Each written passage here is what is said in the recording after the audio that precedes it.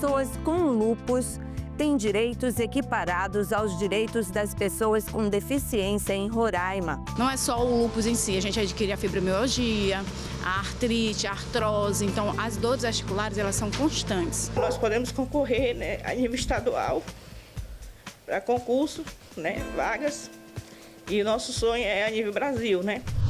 Plantas venenosas com espinhos ou venenos para pragas estão proibidos por lei nos canteiros públicos da cidade do Rio de Janeiro. Na volta de um passeio pela manhã, ele começou a passar mal, vômito, diarreia, a boca espumando.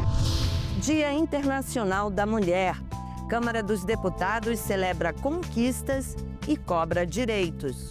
Como é que uma sociedade mata meninas, violenta meninas, assedia meninas? E chegamos a um ponto de sensibilidade que pessoas veem isso nas suas telas, tomando um café como se nada de iníquo, de injusto, de indecente estivesse acontecendo. Você sabe que é em parlamentos como este que são tomadas decisões que impactam a sua vida, o seu dia a dia. Eu sou Andréa Alves e este é o Parlamento Brasil, um programa que há longos 19 anos é feito em parceria com TVs legislativas de todo o país. Vamos lá?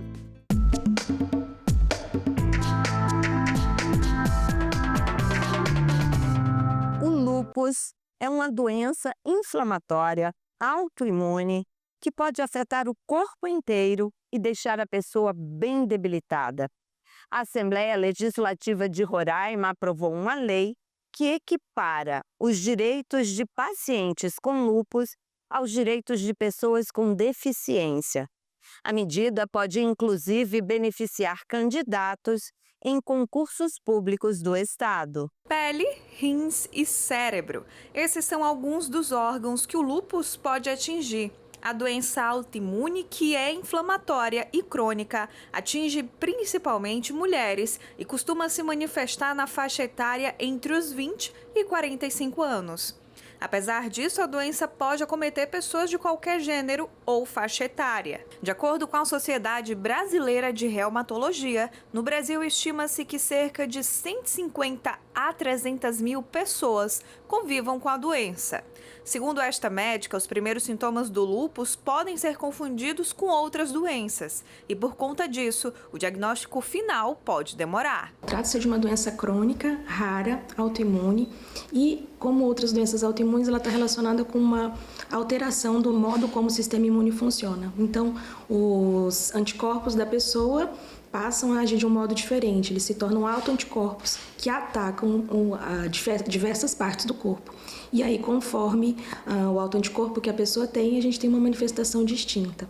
Pode afetar diversas partes do corpo, pele, articulações, coração, rins, pulmão, sistema neurológico.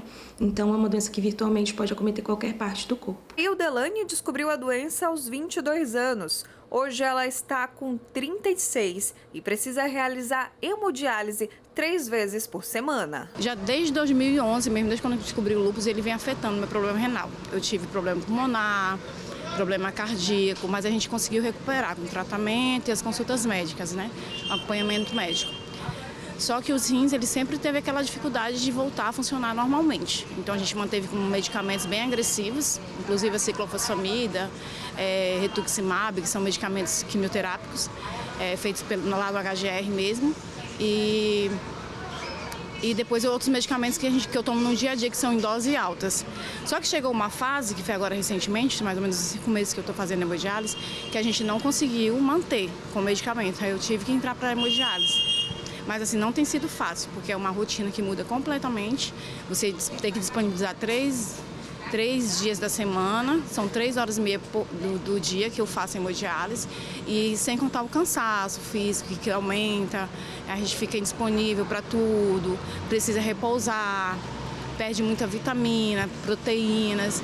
E aí isso tudo acarreta de que a gente se sente um pouquinho pior, apesar de que a hemodiálise vem para beneficiar o paciente, né? A luta por tratamento adequado, direitos e também medicamentos é um dos desafios enfrentados pelos pacientes que convivem com a doença. Vem a facilidade das prioridades, né?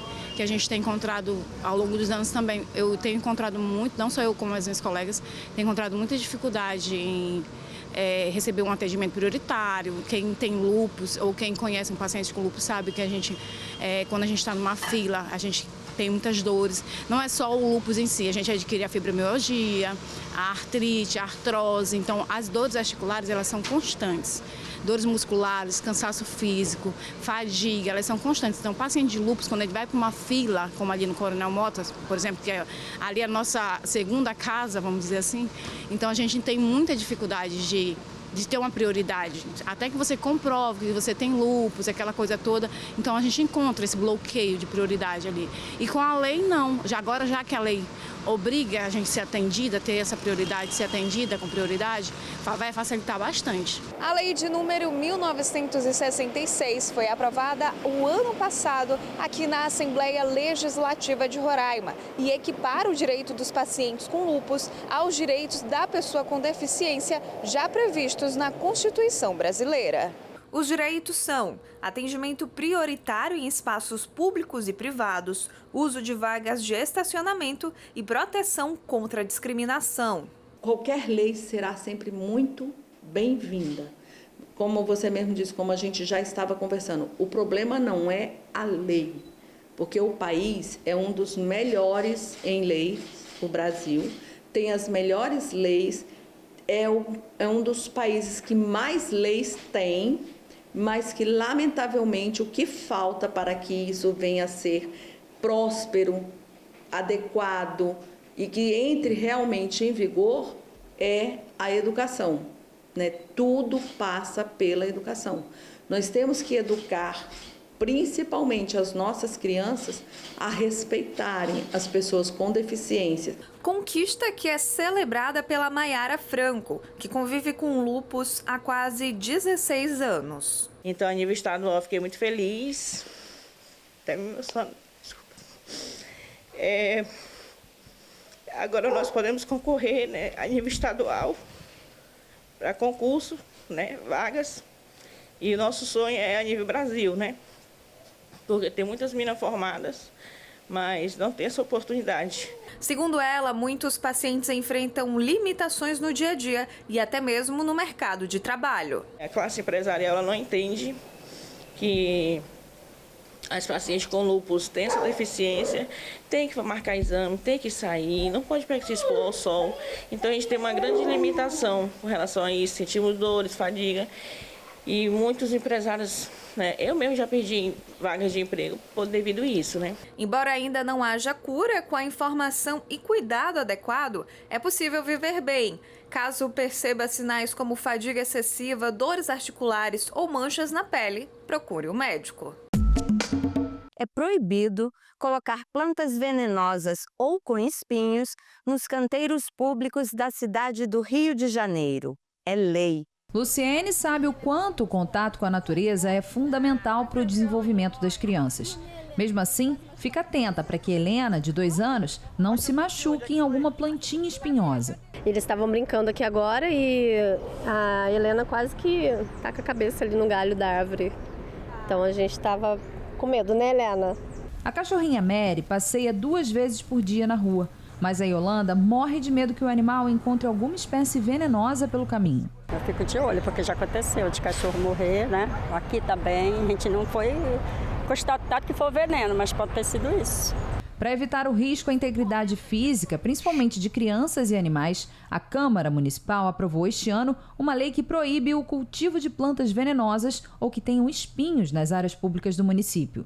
No ano passado, a casa já havia proibido o uso de veneno para ratos, baratas e outras pragas em locais acessíveis na cidade.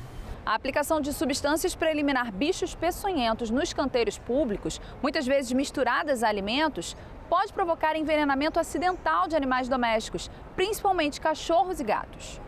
No ano passado, um cachorro de 17 anos morreu após ingerir uma substância em um passeio pela Praça Afonso Pena, na Tijuca. Moradores da região denunciaram mais de 20 casos de cães envenenados no bairro. Outros 40 cachorros foram contaminados no Jardim Oceânico, na Barra da Tijuca. Na volta de um passeio pela manhã, ele começou a passar mal, vômito, diarreia, a boca espumando. Ele foi levado para uma clínica, teve o diagnóstico de envenenamento. A Conlurb precisou realizar a limpeza das calçadas e dos canteiros com água e sabão para tentar retirar possíveis produtos químicos nesses dois locais. A norma ressalta que a proibição do veneno não se aplica às dedetizações realizadas pelo poder público. Ainda de acordo com o texto da lei, o descumprimento resulta em uma multa no valor de R$1.000 e, em caso de reincidência, de R$3.000.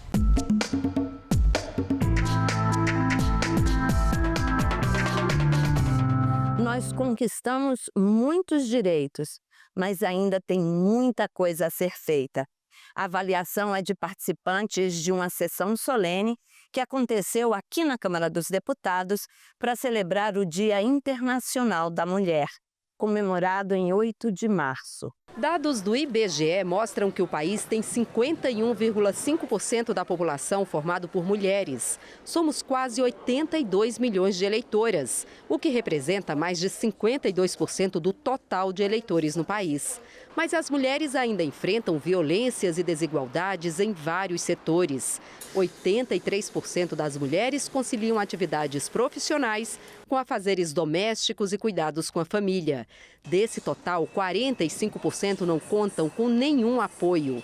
A ministra Carmen Lúcia, presidente do Tribunal Superior Eleitoral, destacou que as mulheres não estão pedindo mais direitos, mas a efetivação dos que já são garantidos na Constituição Federal.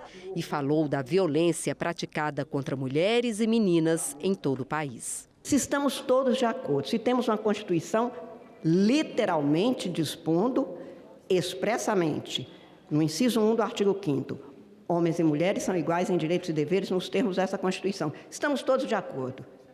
E por que esta sociedade mata, assassina mulheres como se fossem bichos? E a cada manhã nós acordamos surpreendidos, sensibilizados, emocionados, tragicamente tocados pelo assassinato de uma mulher que é morta porque decidiu ter uma vida que não seria com aquele companheiro, mas ele acha que ela não tem o direito de não o querer.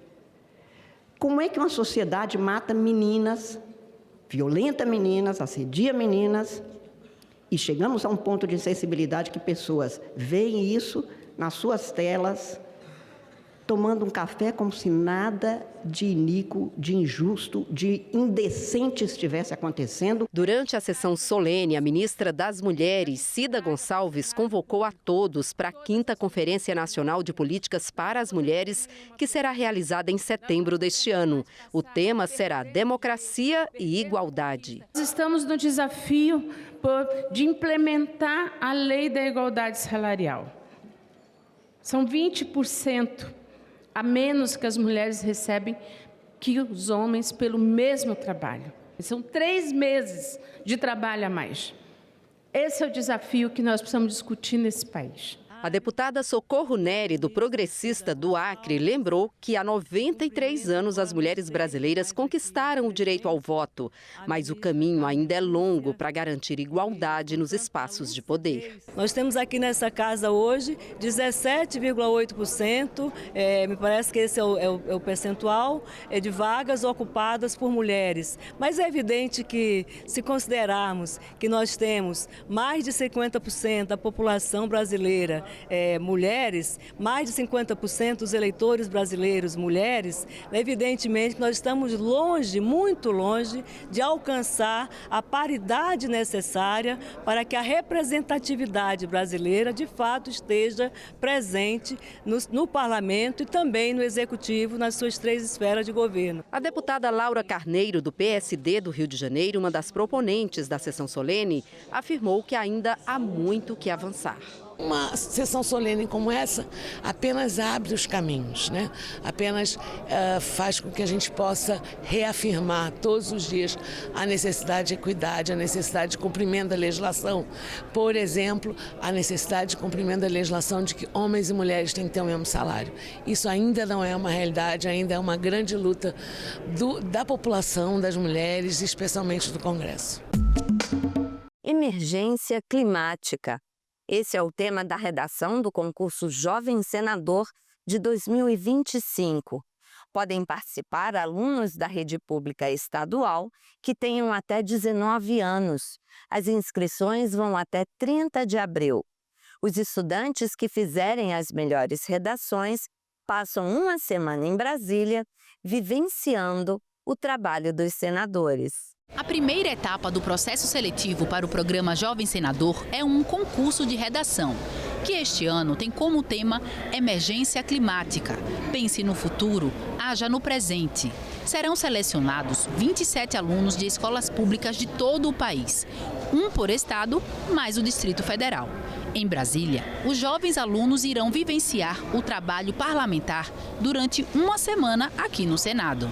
E é uma troca muito grande, porque esses jovens conhecem o trabalho do Legislativo, como eles podem interferir na vida parlamentar, no processo de se fazer uma lei, e ao mesmo tempo eles trazem a visão deles da cidade onde eles vivem, quais são os sonhos, as pretensões, o que eles buscam na vida, e é o futuro da política, o futuro do país que a gente discute nesse momento. O tema da redação foi pensado para dar visibilidade às discussões sobre o clima, no ano em que o Brasil vai sediar a COP30, em Belém, no Pará. A gente tem visto aí enchentes, queimadas, secas, tudo desequilibrado. Por que isso acontece? O que a gente tem que fazer para mudar esse comportamento? Então, essa reflexão a gente vai trazer também para as redações do Jovem Senador. E olha, eles trazem soluções, cobranças. É sempre maravilhoso ver como o jovem abraça os nossos temas e traz a vontade deles e a perspectiva deles. Com o fim das inscrições, em 30 de abril, o calendário continua com a etapa da seleção estadual em 30 de maio. Na etapa estadual, a escola seleciona a melhor redação e a Secretaria de Educação envia para o Senado as 3 melhores do estado. Em 13 de junho, é a etapa de avaliação no Senado, em que uma das 3 redações de cada estado é selecionada. Os vencedores serão anunciados até 27 de junho. E de 18 a 22 de agosto, os alunos selecionados estarão em Brasília para a Semana de Vivência. Olha, é muito interessante quando a gente escuta os jovens no final da vivência legislativa, eles ficam aqui 5 dias no Senado e como eles mudam. Porque esse mundo polarizado, de notícias falsas, de brigas, tem afastado os jovens da política. E aí eles pensam, não vou discutir isso, esse assunto não me pertence. E quando eles vêm para cá, eles entendem que faz parte da vida deles, que pode mudar a vida da cidade, a vida da família. E se eles não interferirem, alguém vai decidir por eles.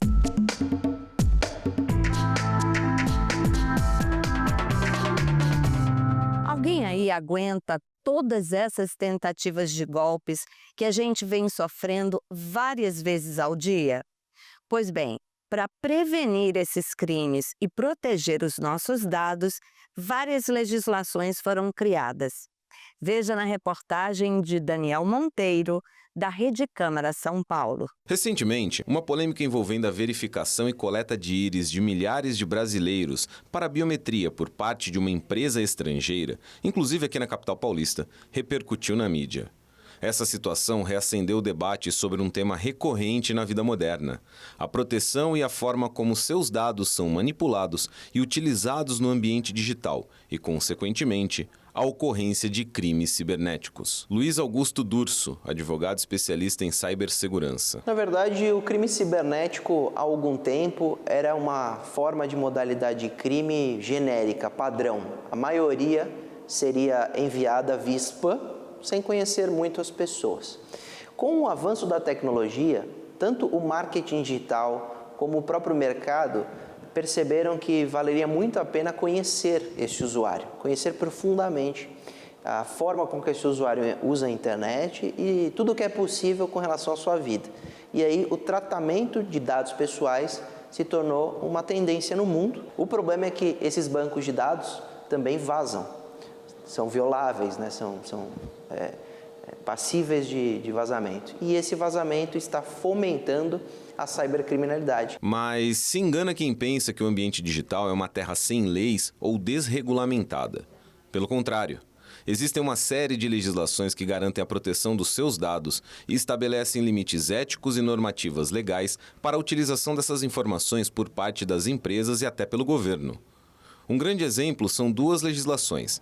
A Lei Municipal 13.541, de 2003, aprovada na Câmara Municipal de São Paulo, que determina a obrigatoriedade de placas informativas sobre filmagem de ambientes, e principalmente a LGPD, a Lei Geral de Proteção de Dados, aplicada aqui em São Paulo, que estabelece um marco legal sobre a utilização e processamento de informações sensíveis sobre a população no ambiente digital. É uma lei aplaudida, uma lei que é referência para o mundo e uma lei que preparou o Brasil para os tempos que virão, com inteligência artificial, que vai tratar cada vez mais dados, com a internet das coisas, então as pessoas estão colocando assistentes pessoais, internet na geladeira, internet nos dispositivos, e isso gera com certeza tratamento de dados, e a LGPD vem para preparar o Brasil para esse momento, cada vez mais tecnológico, e colocar um equilíbrio entre titular de dados e as empresas que tratam, gerando também responsabilidade caso essa empresa tenha algum tipo de uso indevido com venda de dados, né, conferindo a finalidade,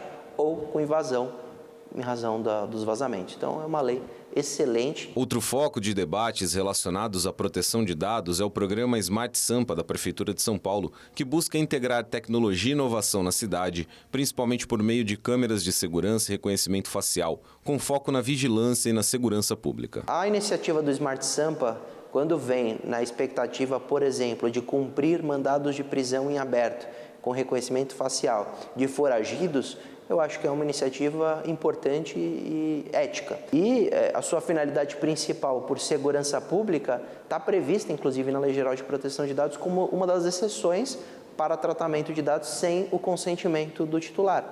Então, se há o tratamento em câmeras públicas para o reconhecimento facial, para cumprir mandado de prisão, isso tem base legal para acontecer. Apesar de se ancorar nos marcos legais e legislações existentes para viabilizar o programa, o Smart Sampa foi alvo de questionamentos sobre vigilância e privacidade. Inclusive, aqui na Câmara Municipal de São Paulo, foi implementada uma frente parlamentar contra tecnologias racistas, cujo foco era justamente o sistema de reconhecimento facial do Smart Sampa. Nenhuma tecnologia é assertiva de maneira 100% absoluta.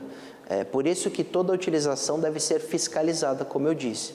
No caso da preocupação de viés discriminatório, é uma preocupação justa e que deve ser observada, porque algumas experiências pelo mundo mostraram que nós temos o preconceito algorítmico. A preocupação realmente deve existir para que se tenha essa fiscalização, para que a aplicação do reconhecimento facial seja totalmente isenta e imparcial, e não fazendo pré-julgamento, por exemplo, pela cor da pele. Apesar da abrangência das legislações e dos marcos legais de proteção de dados e segurança digital, ainda existe quem atue à margem da lei para aplicar golpes e fraudes na população. E para isso, além das leis e da ação do poder público, são necessários também cuidados individuais, como explica o especialista. Do empoderamento dos dados, ler os termos de uso, pelo menos a parte de tratamento de dados que tem que estar em destaque de acordo com a lei, tem que vir em primeiro lugar do que as outras cláusulas.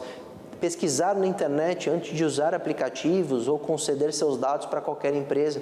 Muitas vezes essa empresa já foi fiscalizada pelo poder público, responde processos, é investigada pelo Ministério Público ou pela polícia, e que às vezes uma pesquisa na internet vai fazer você pensar duas vezes antes de fazer algum tipo de negociação com relação àquela empresa para tratamento dos seus dados.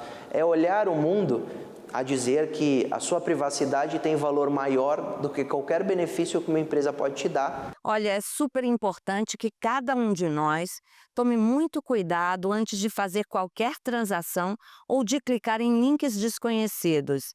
São medidas simples que podem evitar grandes dores de cabeça.